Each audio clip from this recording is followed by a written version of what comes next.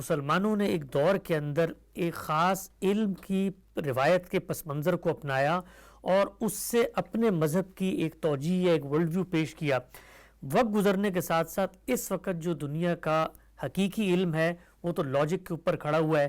آج بھی وہی بات لوٹ کے آتی ہے اور کہا جاتا ہے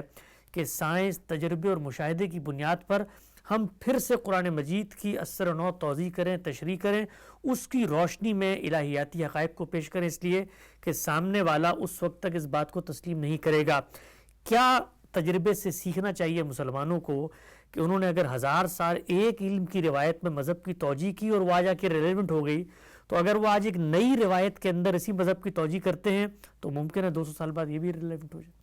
یہ تو انسان کی کمزوریوں میں سے ایک کمزوری ہے، یعنی جو چیزیں اس کے معاصر علم میں ہوتی ہیں وہ جب ان سے متاثر ہوتا ہے تو بعض اوقات جو پہلے سے اس کے ہاں حقائق ہوتے ہیں ان کو بھی اس میں ڈھالنے کی کوشش کرتا ہے۔ ازم پیدا ہوتے ہیں، مختلف نقطۂ نظر پیدا ہوتے ہیں، دیکھیے اس کی رو میں لوگ بہہ جاتے ہیں، ان کا خیال ہوتا ہے کہ یہ کوئی بڑی نئی حقیقت دریافت کر لی گئی ہے۔ ہم نے پچھلے 200 سال میں دیکھا یہ سوشلزم، کمیونزم، اسی طرح سے فاشزم، اور اب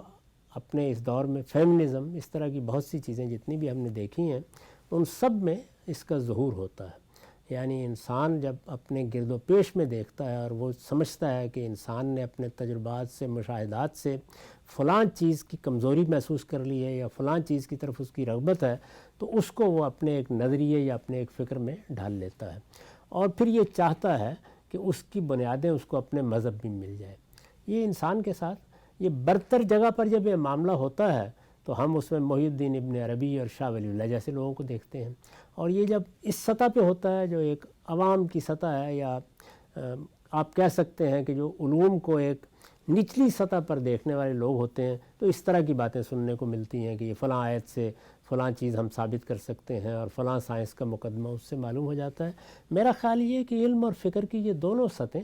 اپنی جگہ موجود رہتی ہیں۔ یہ جو لوگ جن کا میں نے ذکر کیا ہے ان کے ہاں یہ سطح نہیں ہوتی چیزوں کی، نہ وہ اس کو اس طرح دیکھتے ہیں۔ آپ کو امام غزالی کے ہاں، آپ کو شاہ ولی اللہ کے ہاں ایسی چیزیں نہیں ملیں گی، آپ کو اقبال کے ہاں اس طرح کی چیزیں نہیں ملیں گی۔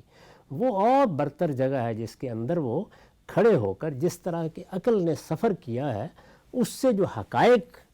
ان کے خیال کے مطابق دریافت ہوئے ہیں یا جن کا احساس انسان کو منتقل ہوا ہے ان کی ایک مناسبت پیدا کرتے ہیں وہ ہمارے ہاں جو الہیات کا علم ہے، تو وہاں صورتحال یہ ہوتی ہے۔ اس طرح کی چیزیں یہ اس زمانے میں بھی ہو سکتا ہے۔ بعض لوگ کہتے ہیں ممکن ہے کہ وہ ارسطو کی منطق کے بعد مقدمات قرآن مجید میں پڑھ لیتے ہوں۔